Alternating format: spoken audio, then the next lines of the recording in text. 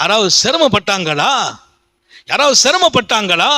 காத்தமுன் நபியின் ஸல்லல்லாஹு அலைஹி வஸல்லம் சொன்னாங்க, யார் ஒருவர் சிரமப்படுகிற ஒருவரின் சிரமத்தை நீக்குவாரோ யஸ்ஸரல்லாஹு அலை, அல்லாஹ் அவர் வாழ்க்கையில் இருக்கிற எல்லா சிரமத்தை நீக்கி அவருக்கு லேச கொடுப்பான். இங்க மட்டும் இல்ல, மறுமையிலும் சேர்த்துனாங்க ஸல்லல்லாஹு அலைஹி வஸல்லம். உலகத்தில் ஒருவர் அடுத்தவனுடைய கஷ்டத்தை நீக்கிட்டார், அல்லாஹ் உன்னுடைய கஷ்டத்தை நீக்குவான். நீக்கிறது மட்டும் இல்ல, மறுமையில் உன் பிரச்சனையை லேசாக்கிறான். மறுமையில யாருக்கும் யாரும் சிபாரிசு எல்லாம் செய்ய முடியாது. அல்லாஹ் குர்ஆன் ஷரீஃப்ல சொல்லுவான், வாப்பாவை பார்த்து அம்மாவை பார்த்து எல்லாம் பிள்ளைங்க ஓடுவாங்க, பிள்ளைங்களை பார்த்து வாப்பா அம்மா ஓடுவாங்க. யௌம யஃபிர்ருல் மர்உ மின் அஹீஹி வ உம்மிஹி வாபி, சகோதரனை பார்த்து ஓடுவான், தாயை பார்த்து ஓடுவான், தந்தையை பார்த்து ஓடுவான். ஏன்னா தந்தைக்கு பயமா இருக்கும், மகன் ஏதாச்சும் அமலை கேட்டுருவானோ, மகனுக்கு பயம் வாப்பா ஏதாவது கேட்டுருவாங்களோ. அங்க அவங்கவங்க தங்களை காப்பாற்றிக் கொள்ளும் இடம்.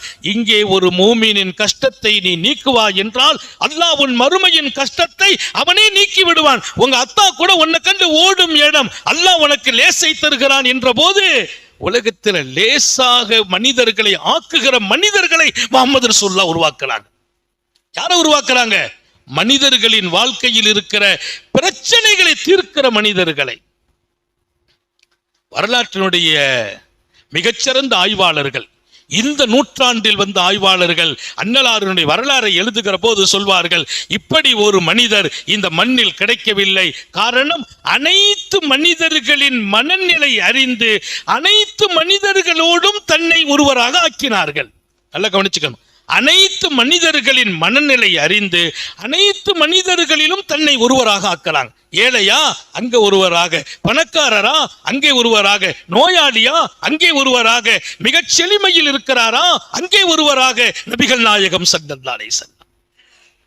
அப்ப எல்லா தரப்பு மக்களையும் மகிழ்விக்கிற அந்த இடம், எல்லா தரப்பு மக்களையும் சரியாக்குற நிலம், அதுக்கெல்லாம் மேலாக எல்லா தரப்பில் இருந்த மனிதர்களிடத்திலும் நல்ல அபிப்பிராயத்தை பெற்றுக் கொண்டார்கள் நபிகள் நாயகம் ஸல்லல்லாஹு அலைஹி வஸல்லம்.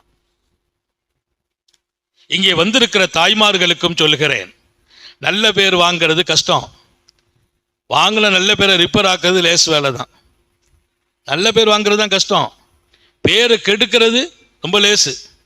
கெட்ட பேர்லாம் ரொம்ப ஈஸியாக கொடுத்துருவாங்க, நல்ல பேர் அவர் சீக்கிரமாக கிடைக்காது. ஆனா உலகத்திலேயே மிகச்சிறந்த மனிதராக பெருமானார் ஸல்லல்லாஹு அலைஹி வஸல்லம் தங்களை அடையாளம் காட்டி அதற்குரிய மனிதர்களை இந்த உலகத்திலே உருவாக்கி தருகிறார்கள் என்று சொன்னால் நாம் எப்படி நம்மை மாற்றிக்கொள்ள வேண்டும்? பெருமானாரை பற்றி பேசுறதுங்கிறது அவங்க வாழ்க்கையோடு நிற்கிறது இல்லை, நம்ம வாழ்க்கையை நோக்கி நாம் பார்க்க